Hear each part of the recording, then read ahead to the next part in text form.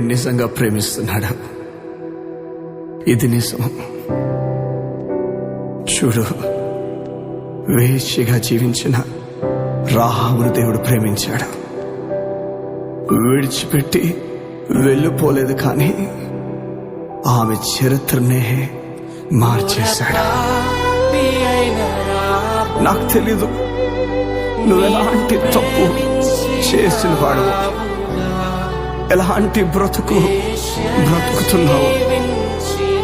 దేవుడు నిన్నే పిలుస్తున్నాడు. ఆయన దగ్గరకు వచ్చేసే ఆయన రమ్మంటున్నాడు. ఇక మొత్తం తానే చూసుకుంటానని చెప్తున్నాడు. ఇక వచ్చేస్తావా?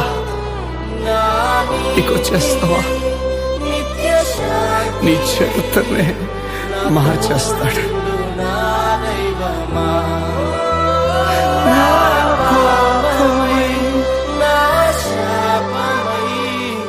మరణించిన